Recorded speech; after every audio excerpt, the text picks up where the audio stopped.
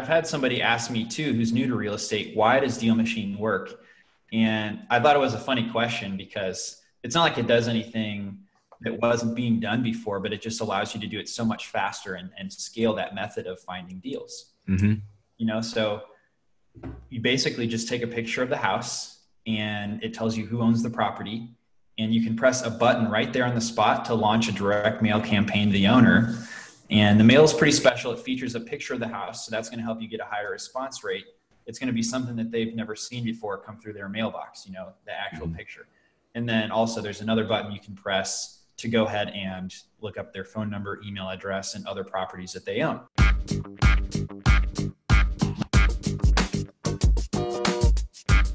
Okay, well, welcome to the Epic Real Estate Investing Show. I got a really special show to you today. Today, I'm joined by creator of the Deal Machine app, of which has really brought old school, traditional, time-honored strategy of real estate investing into the new world and combined it with technology and really made something that used to be kind of challenging and cumbersome really simple.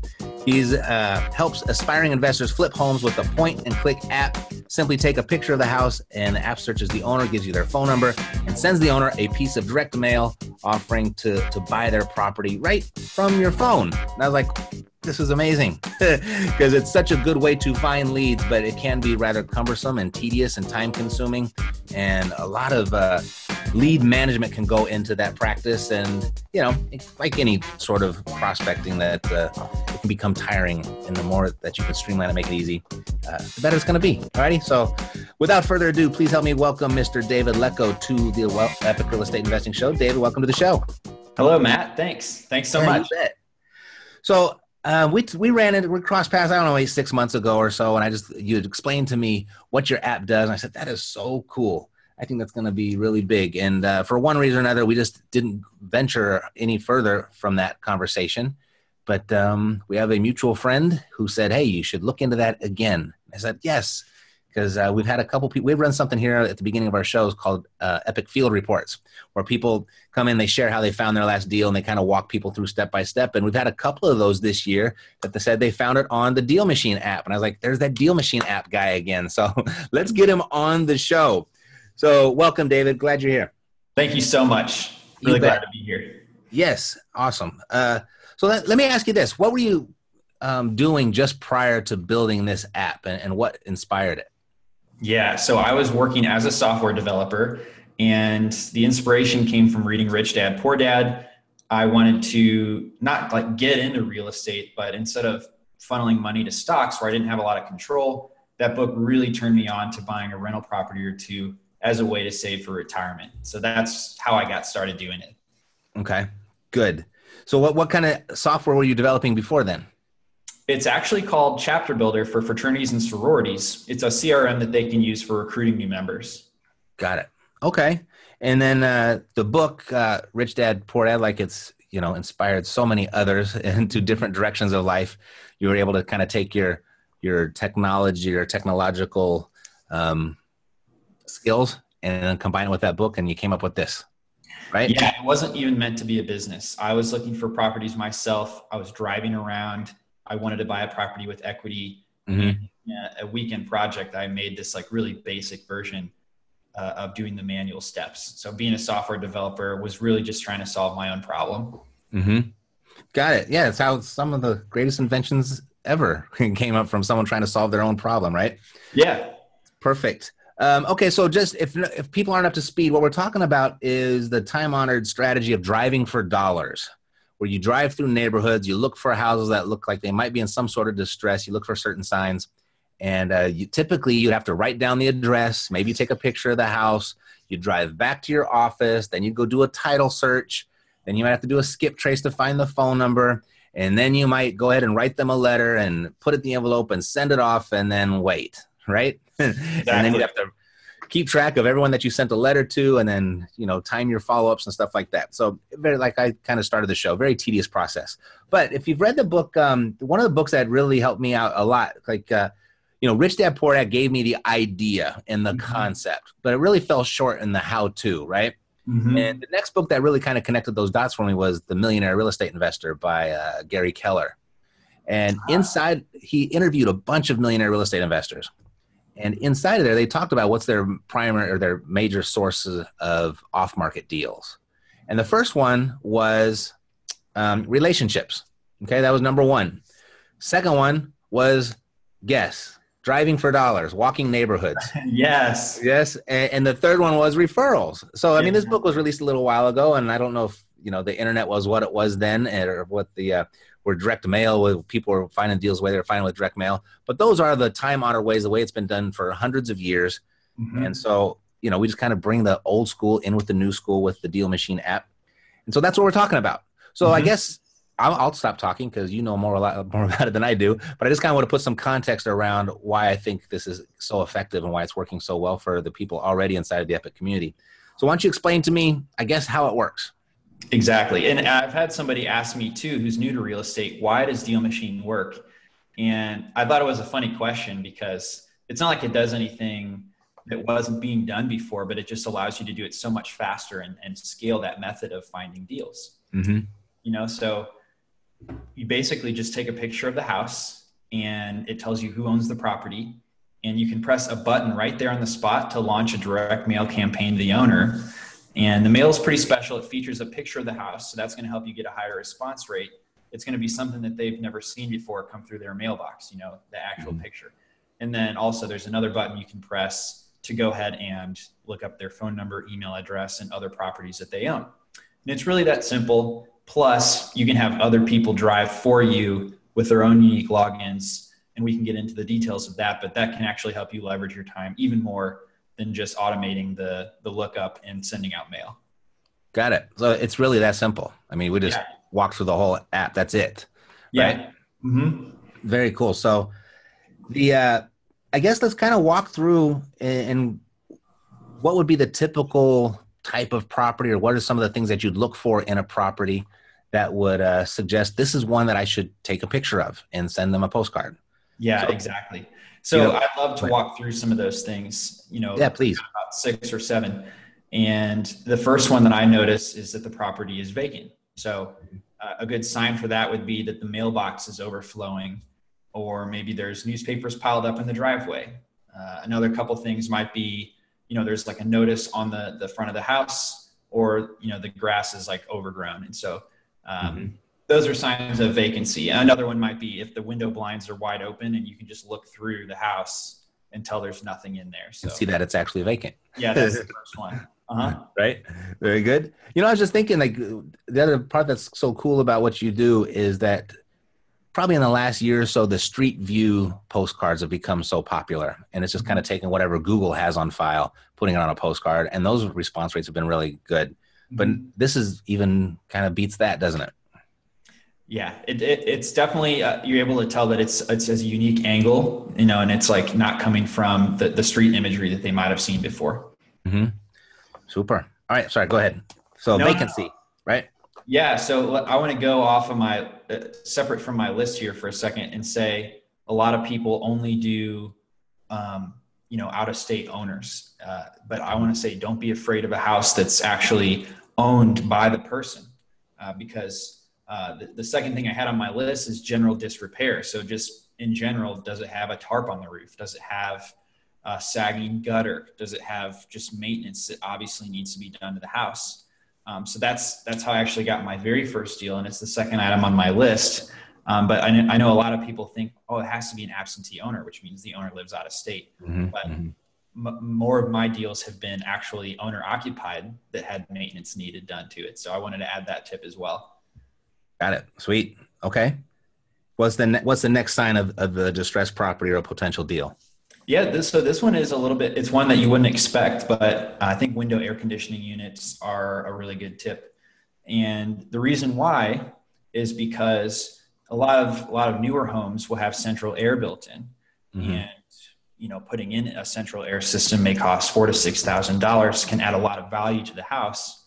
Yet if the home doesn't have that, I think that's a good indicator that maybe there's something else that is, may need to be done to the house. Some other reason why, that owner may need to end up selling it at some point. So I think unless you live in like a moderate climate, like Wisconsin, northern Wisconsin, where, central air is just like not needed because it's not hot, that can be a really good example to look for as well. Sweet. All right. So we got vacancy, general disrepair, and then looking at the AC units could suggest there's updates needed in the property, right? Yeah. Okay. Very good. What's next? What else? Yeah. So the next one is, again, something I didn't anticipate when I was first looking for these types of homes, but that's accessibility ramps. And a few of my deals have actually been done, from, unfortunately, somebody who passed away or somebody who ended up going into a retirement home. And so those homes had accessibility ramps. And I didn't know it at the time, but, a couple of those ended up calling and doing deals with. Now that's on my radar, that if it has an accessibility ramp, that it just may mean the owner is aging. And so they may need to sell their house at some point in the near future. Got it. I would have never thought of that one, actually, but that's a good one. Yeah. What else? Got more? Yeah, I do. So I had mentioned tall grass earlier, and I wanted to kind of revisit that because I think that's a really good one. But some others would be, in maybe even like A and B neighborhoods where a lot of the houses have great landscaping. If you find a house that has like unkempt bushes, that might be another good indicator if they're not trimmed, for example. Something that a normal homeowner might do. But if somebody is like really stressed out for whatever situation may be going on in their lives, isn't going to tend to their bushes until like the very last thing. So that might be a really good example. And then somebody from California added to my list, and they're like, hey, we don't have grass out here. Like it's pretty common. So they'll have like turf lawns or something like that. But I guess think about in hot climates like California, if there's a house on the block that has like a grass lawn that looked like it just totally got neglected, or something like that, definitely keep that in mind too, based on your location. And in the wintertime, if there's snow on the ground, but there's no footprints or tire tracks, that can also be a good landscaping thing to look out for as well. That's one I would have never thought of, because it doesn't snow here in California either. Yeah.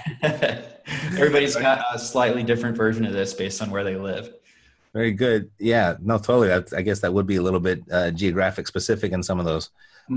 Any red flags or anything that you have seen in the past that you might want to stay away from?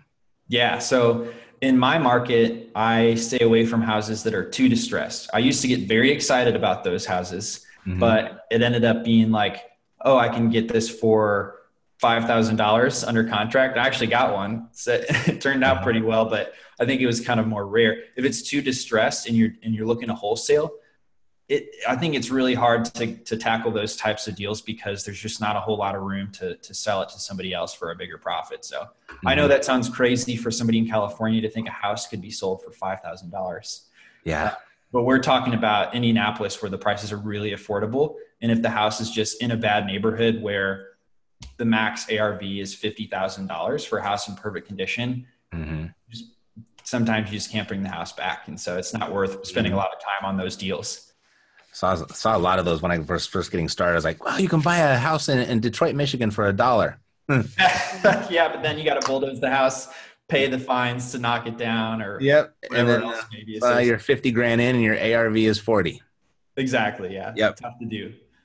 Very good. So I know you've been working with a lot of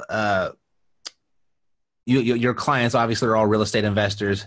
You're a real estate investor, so I know you've got kind of your finger on the pulse of what's going on. What are you seeing, or any sort of feedback you're getting as like best practices? What's working now? Good question. I think that a lot of people start off using direct mail, and I would say fewer people will do cold calling. And I think driving for dollars is one of those really high ROI lists because it's, your own, unique, et cetera. And so the direct mail with the picture can be really effective, but I would also suggest to go ahead and give that owner a call or text message as well. A lot of investors aren't willing to do that because it's just easier to push a button sometimes. But I would say if you could build that into your process, I think it would pay off. Got it. So driving for dollars is pretty much what it sounds like. You get in the car, you drive around up and down the neighborhoods. And what's nice is you're building a list that's local and it's convenient to where you live, right? And you start taking pictures. And then where does that data go? Like, is it to stay in your phone? Well, it's your data, so it doesn't go anywhere unless you tell it to go somewhere. But you can access it on your phone. You can access it on your computer as well. and you can export it. You can send it automatically to your CRM. And that's pretty much the extent of where the data is. Right.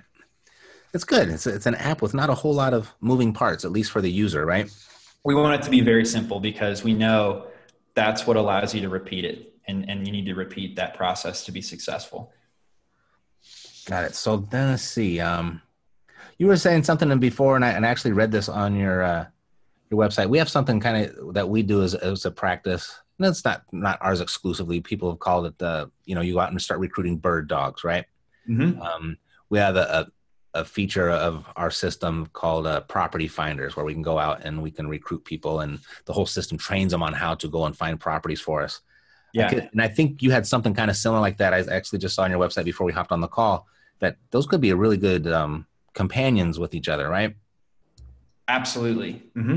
So how does if you were to have a bird dog and you buy them their own app, how does that work? You don't have to buy them any additional apps, and they can't spend your money, so you don't have to worry about that. But what you can do is just send them an invitation, and it's going to give them instructions on how to just get the app, so they won't mess up the sign-up process, and so they won't mess up any of your deals. In fact, they can't even see any of your deals. They can only submit deals to you, and the app makes it really easy for them to do that. And then also it's easy for both of you to track the number of deals that each person sent you, so you can pay them however you'd like to. Got it. So it identifies who sent that to you, right? Absolutely. And I don't know if you guys have a recommended way that you would pay a bird dog, but we've got kind of three different options essentially that we Sure. see. No, that's a common question. How do you guys do it? Yeah. So there's three ways. You can do hourly, you can do per deal added, or you can do per deal that you close on. And so if you're going to find somebody, the most consistent way is to do hourly, I would say. Think about an Uber driver. They always think they're going to make 20 an hour, driving. And I think it's actually less. And you could offer them more consistency for 15 an hour. And you just have to kind of direct them where you want them to go and what types of houses that you want them to look for. And the second option, maybe if you don't have the budget to commit to somebody hourly, would be, dollar per house that they add. So that way it takes a little bit of the risk off. If they, aren't performing as well, you're only going to pay them for what they submit. And then the third one, especially if you have a lower budget and you have family members that want to help you out, give them access, and you can just pay them like $100, $500 fee.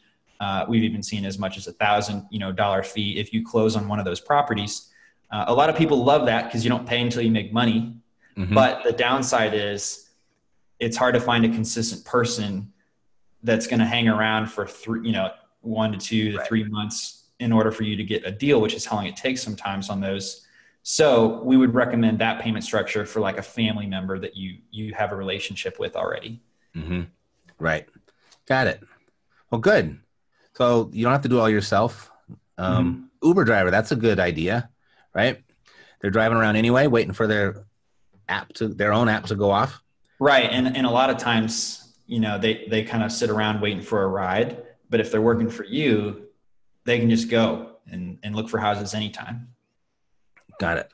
Are there any other people out there that kind of fit that mold or that avatar? Yeah. So I had this guy, I talked to a few different mailmen, and I think they're really good ones.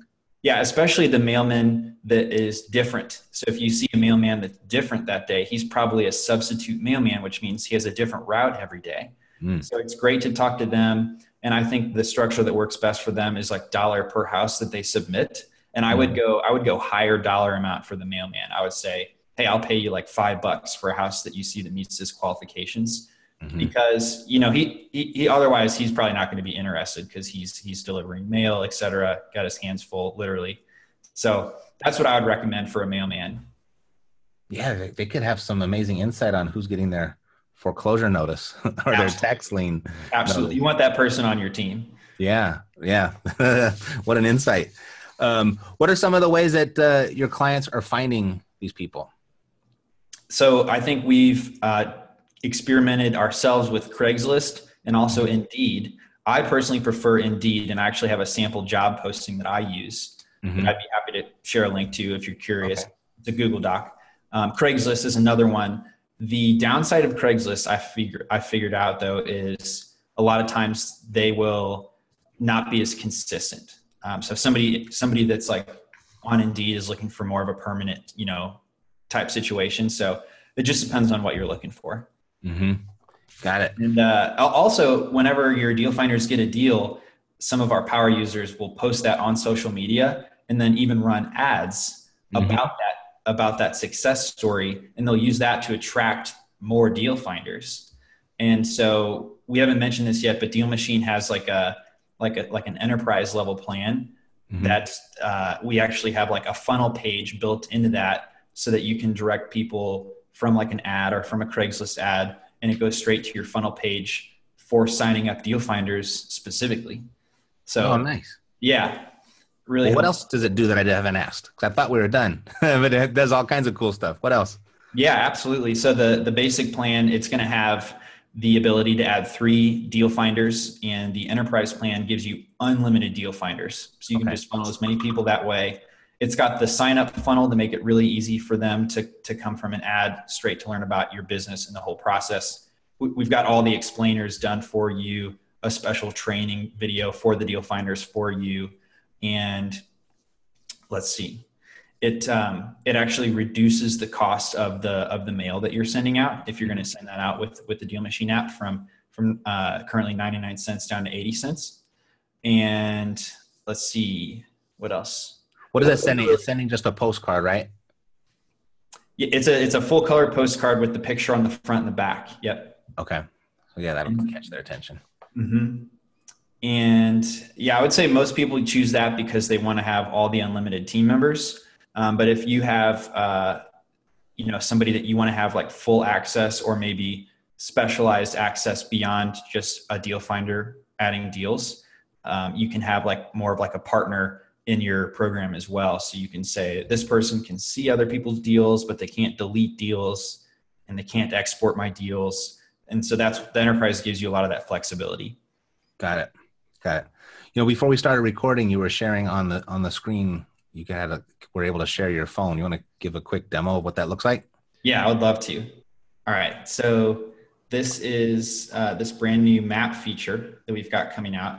And it basically allows you to scan a subdivision very quickly and like get the property data. So even if you're not right in front of the house, you can see down below there, I'm pinning over the property. It's giving me the address, and I can very quickly just add it, see who owns it, and then start that mail campaign. So I can sell this property's owner occupied.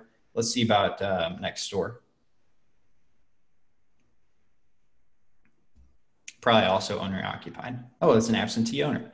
So what you can do from there is actually add a picture of a house. So I'm sitting at my desk now, so I'm just going to pick one from my phone, and we'll do this house.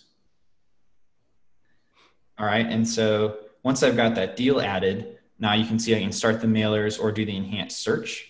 So real quick, let's just see if I can get a phone number for this property owner. All right, I got 3 phone numbers and 3 additional addresses that this person owns. And so here's what the mail looks like. You can tell that real quick. And I'm going to switch it to one of my favorite postcards. We've got a few different designs. And the one called Blocks is my favorite because I just like the way that the picture and the face is on there. Oh, nice. So you can actually customize what the postcard says. And again, we've got different designs you can choose from too. You can set up campaigns to be sequential if you want to get that sophisticated with it, which a lot of people do like. And in fact, I can also just call them up right here. I've got 2 different mobile numbers so I can call or text and then a work phone right in the app. And so let me start this. Oh, this isn't this guy's house. So maybe I won't send the mail now, but that's as easy as it is. It's just pressing the start mailers button. He'd be like, what? My house looks like that now? Yeah, exactly. That's good. So now we're talking about this. So you've looked up some phone numbers. I imagine you can just click the phone number right from your phone, or it'll start dialing. Exactly. Or same for sending a text. Or sending a text. Very good. So what does the investment an investor would have to make in using the app? Like what is the price structure? How does that work? Yep. So The cost is, first of all, you get a 30-day free trial, and you want to do that by going to this URL on this podcast. But there's also $49 a month fee and 99-cent postcard with mail with the distressed properties that you're finding driving. It takes about adding 200 properties and then mailing at least 3 times. So on the app, we've got the campaigns and the repeat mail feature. And so I do every 21 days. So I would send that 3 times, and I would do that for 200 houses. And that's what I would do in order to expect to get 1 deal. Okay. So have 200 houses, mail them each 3 times. That should equal a deal. Mm-hmm. Okay. Good numbers. So that's about $600 to $700 just on the safe side invested in dollars in order to get a deal. Right. That's a lot cheaper than most people's acquisition costs for direct mail. Sweet. All righty. So I don't know. Is there anything else that I need to ask that I failed to? I don't think so. Okay. I thought this was great. I feel like this whole interview came out sounding like a commercial, and maybe it is, but I liked it so much, and it's been proven before. I even got caught wind of it by people that I know and trust. And so I just wanted to, share the spotlight with you and put that on your opportunity here. So if you wanted to get in touch with David, you can go directly to dealmachine.com, but he's put together a really special epic offer that he hasn't made anywhere else. So he gave it to us exclusively. We've dubbed it the Epic 30/30 offer, where the community can get 30 days free trial and as well as $30 of direct mail credit. So essentially you could send out, for 30 days, you could send out 50 pieces of mail, take it for a nice test spin, and potentially even have your first deal under contract before a payment is even due. So really appreciate that, David, and thank you for sharing that. It was pretty simple, right?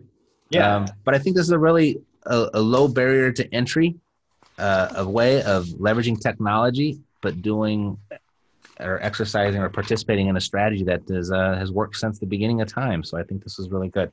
Mm-hmm. All righty. So I guess we're done, right? I think we're done.